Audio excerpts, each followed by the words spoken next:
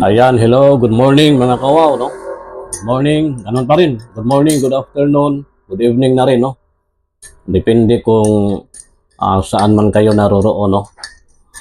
Ayan. Ngayon mga kawaw, real talk muna tayo ngayon, no?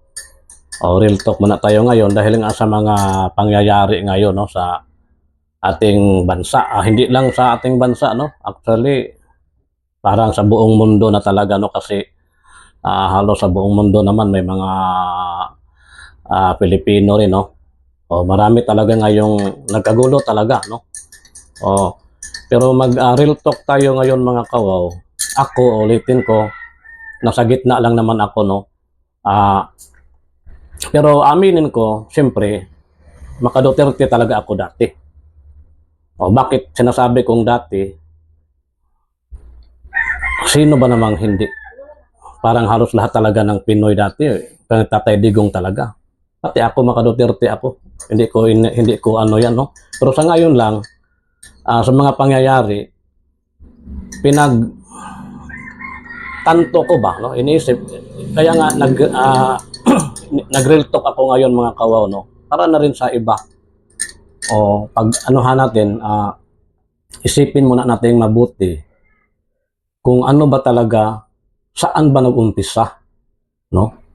Kaya ako nasabing dati, Duterte ako dati kasi nga mga kawaw. Pero ako hindi naman ako sinabi kong BBM, ako hindi. Nag-umpisa lang akong naging nawala ng gana kay Tatay Digong. Isa lang ang punto ko, doon lang muna ako sa yung makadiyos kasi ako mga kawaw.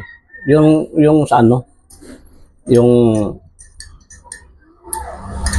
pag-alipusta niya sa ating Diyos.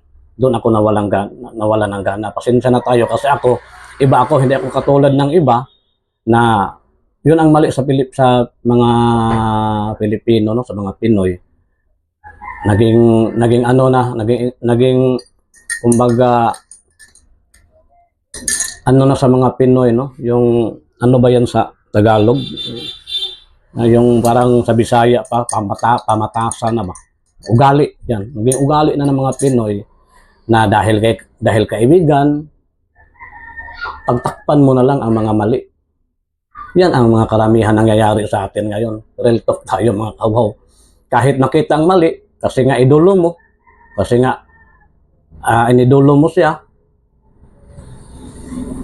pilit mo nang gagawing tama ang kanyang mali. At doon tayo nagkamali. Mga Pinoy, di ba? Kasi bakit ko nasabi ito? Pakinggan yung mabuti ito mga kawaw. Lahat ng mga DDS supporter, no? Kasi ako DDS support, Duterte nga ako dati eh. Pero ako marunong lang ako mag-isip, hindi ako katulad ng iba na birada lang diyan, tatay dig. Pero hindi hindi nag-research, hindi mo na binalikan kung saan nag-umpisa. Ito ang pakinggan yung mga kawaw, lalo na sa lahat na diyan, no? Ang tanong ko ay ganito. So, simula sa umpisa, no? Isipin niyo mabuti ha. Umpisahan niyo, sino ba ang nag-umpisa ng lahat? Kahit balikan niyo, kahit hindi pa naging pangulo si PBBM, no? Kahit hindi pa naging pangulo si PBBM, kahit nung kasagsagan pa lang ng eleksyon noon, di ba nagtanim na si Tatay Digong, sinabi na niya na may kandidato na bangag, may kandidato na adik. Noon pa lang, di ba? Ito pag-isa pa dyan, pati mga eksperto na dyan, yung mga magaling na dyan, di ba? May kandidato pa, hindi pa presidente. Sabi na ni Tatay Diggs natin, may kandidato na bangag, may kandidato na adik tayo, sabi niya. Kaya nasabi kong, nagtanim na siya. Alam na niya na mangyayari ito eh. Alam na niya na mangyayari ito, kaya nagtanim na noon pa lang, hindi pa presidente si BBM. May adik. Pero ang tanong, magtaka ka, alam niya na pala, na adik, may bangag. Ito ang tanong ha, mga DDS. bakit pumayag siya na magtandim sila ni Inday Sara? Oh, 'di ba? Malaking katanungan 'yan. Alam mo pala na bangag, alam na adik, bakit pinapayagan mo si Inday Sara maging base ni BBM? No, sige na, isa-isahin yung sagot niyan, be. Oh. Tapos, ito pa, pangalawang tanong ko, no, bilisan na lang natin. May narinig ba din ba kayo na nanira si BBM dati sa Duterte? Sila, may punto na tayo isa, ha? Hindi pa nag-eleksyon, nagtanim na, bangag, adik. Kasagsagan pa lang ng kampanya dati, no? Oh. Tumirada na. Si BBM, tumirada ba? Nanira ba? Oh. Yan ang umpisahan nyo. Sino ang nauna? Tapos ngayon, kayong sisihin na ninyo, bakit hindi binigilan? Ako ba naman ang pagsabihan mo na papatayin ako kung ano-ano nang sinasabi mo sa akin, may gana pa kaya akong pumigil? Kayo? Naku, mag-isip naman kayo mga. Tapos ngayon, ayaw nyong mapagsabihan na mga mahina ang utak nyo. O, di ba? Ayaw nyong mapagsabihan na mga mahina ang utak nyo. Pero isipin nyo yan. Kisino na umpisa mang birada niyan? Maninira. Sira ng sira. Pati kahit ay sisipain, sampalin, kung ano-ano ang mga kayabangan na ginagawa. O, tapos ngayon, sisihin nyo na bakit hindi pinigilan? Sa totoo lang, totoo naman yan. Pwedeng pigilan, presidente si BBM eh. Pero ang tanong, may gana ka pa kayang, ikaw nga, yung may best friend ka o kaibigan ka na wala nang ibang ginagawa sa'yo, puro na lang paninira sa'yo. Tutulungan mo pa ba? Naku, gamitin nyo naman mga utak nyo, mga kawaw. O, ganyan lang. Kaya nga, real talk ba? Sa umpisa pa lang, kasagsagan ng eleksyon, may bangag tayo na kandidato, alam na niya. O. Pero hindi yan, alam na niya na ibig sabihin ay talagang bangag na talaga si BBM. Hindi. Sinasabi niya na kasi alam niya na dating ang panahon na mangyayari ito, nagtanim na siya sa umpisa. Pati mga kapulisan, mga kasundaluhan, pinataasan ng mga ano yan, sweldo kasi para ng ano na yan. Magtanim na kasi pagdating sa panahon na ito, magagamit na niya lahat yan. Kaso, hindi lang umubra. Yun ang nangyayari. Yan, sarili ko yung pag-isip ha, pero kahit sarili ko lang yan, pag-isipon yung mabuti. Di ba? Hindi man yan paninira, hindi yan, sino bang magagalit na may recorded man yan? Alam nga naman, ipatawag nyo ako, ano nyo ako na kasi pati mga kapulisan, may record man yan. Mga, pwede man yan, ano natin. Ano tayo? Balik sa umpisa. Oh, balikan nyo sa umpisa kung sino ang nag-una. No? Nangunguna. Kumbaga sa suntukan pa yan mga kawaw, sino unang sumuntok. Ganyan din kasi kahit sa mga kaso-kaso nga imbestigahan talaga yan. Sino bang unang sumuntok, nanuntok? Oh. Ganyan ka to. Ganyan na kasimple yan. Bakit nyo pa ano yan? Ano pa, no? Pahirapin pa, no? Sino bang unang nanuntok? Ito nga isa, hindi na gumanti ng suntok. Kumbaga, pinayaan ka na lang. Yun ang nangyayari, di ba? O, yung mga warrant of arrest na yan, o ganyan. Ang pinagalit na nila ngayon, bakit daw hindi pinigilan? Naku, hindi lang ako marunong magmura mga kawaw, no? Pero,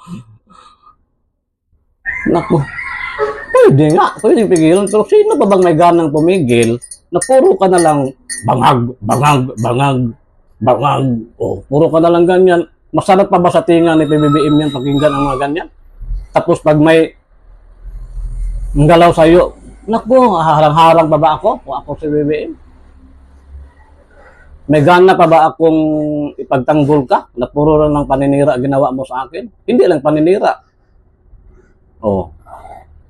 Sinisara, sinabihan pang patayin. Patayin ang si BBM, patayin si First Lady, patayin. Puro na lang patayin. Pati ngayon, pati pa yung mga senador, patayin na.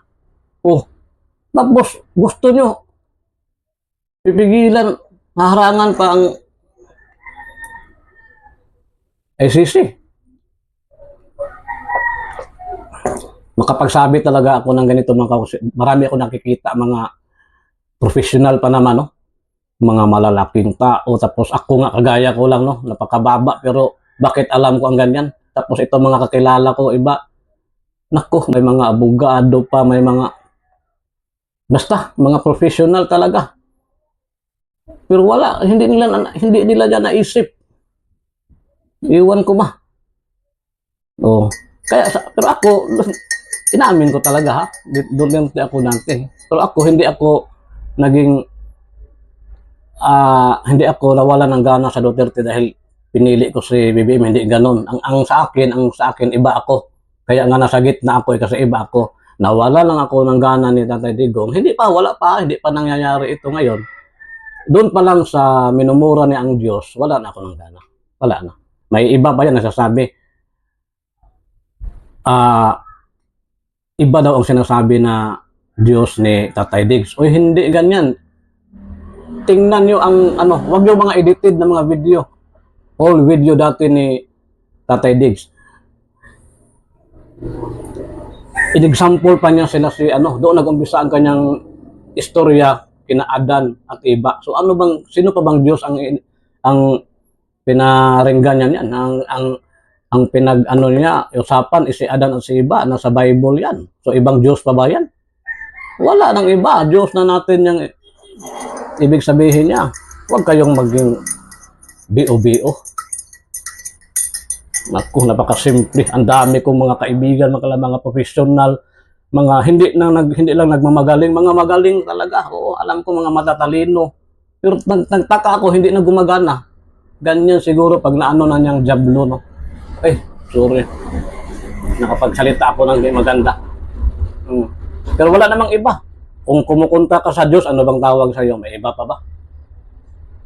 May iba pa bang kontra ang Diyos? Aber?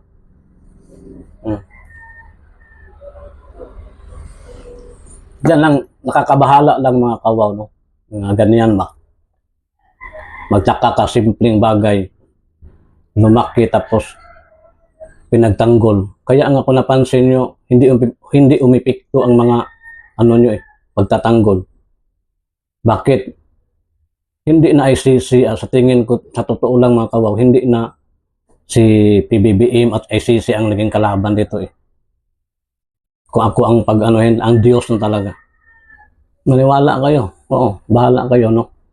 Diyos. Walang iba, Diyos talaga. Kaya hindi niyo mapigilan, hindi niyo ba napapansin? Kahit anong ginagawa niyo, walang nangyari. Diyos na ang kalaban niyo Kahit ilang beses niyo pang balibaligtarin, magalit man kayo ng magalit sa akin. Ito pa rin ulit-ulitin ko, Diyos. Bakit Diyos ang nagalit sa inyo? Bawal talaga pumatay sa Diyos, mga kawaw. Kahit sabihin mo pang tama na pang patayin ang mga adik, oo, kasbasi ako. Pero wala naman sigurong problema kung napatay lang na talagang totoong nanlaban din. Walang problema, hindi tayo niyan. Ako, sasama ako na bahala na pagalitan tayo ng Diyos basta totoo lang nanlaban, totoong rape talaga ang pinatay. Kaso ang sa nangyayari marami nang hindi nang nadamay. So kaya nga kung pag timbang-timbangin natin, hindi rin maganda ang ganyang klaseng pamaraan ng drug war, no? Yung patayin ka agad kasi may madadamay nga. Ang dinipinsahan natin dito, yung madadamay, hindi yung dumipinsa tayo sa mga bangag, sa mga adik, hindi ganon. Paganahin niya ng mga utak nyo. Ang dinipinsahan natin dito, yung mga madadamay na mga inosente.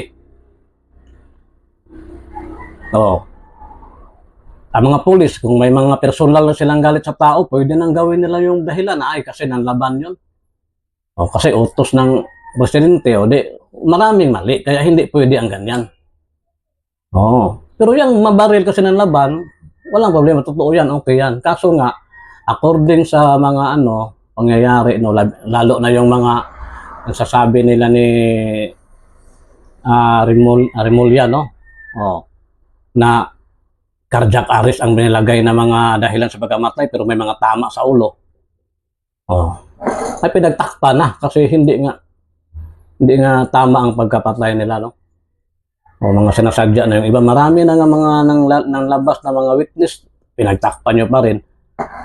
Sa tingin nyo, ang mali, pinagtakpan mo ang mali. Kasi idol mo lang isang tao. Natutuwa kaya ang Diyos sa yan?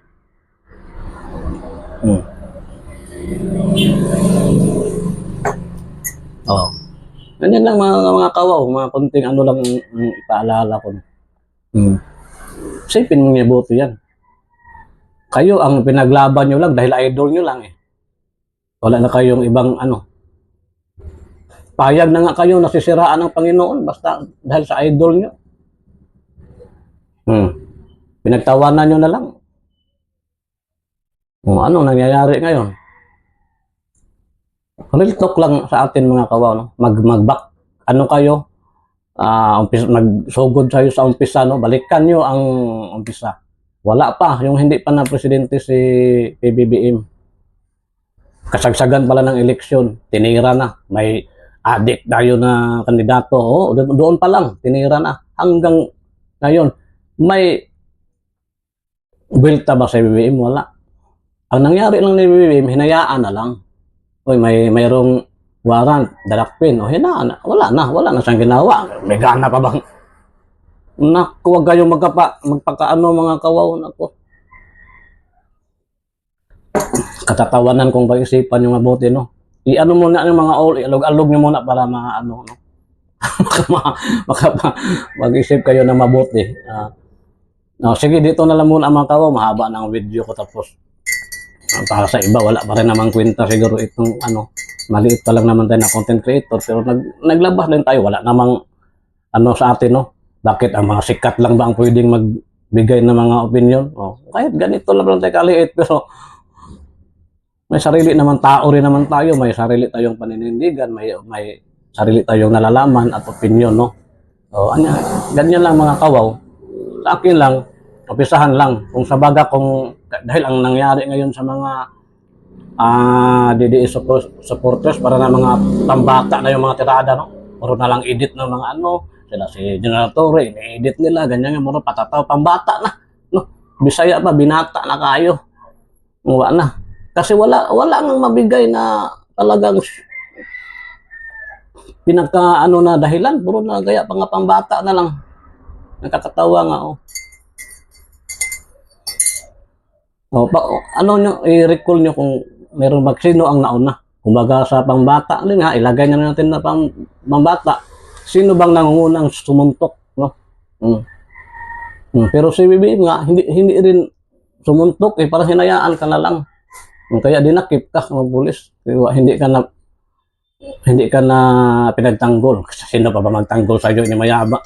Napakayabang mo nga parang ikaw ang may-ari na sa Pilipinas. Parang ikaw nang sino pa bang may ganang tutulong sa iyo niyan? Kaya wala talaga. Ganyan na. So hanggang dito na lang mga kawaw. Pasensyahan nyo na ako. Maraming salamat sa pakikinig. God bless ating lahat. God bless.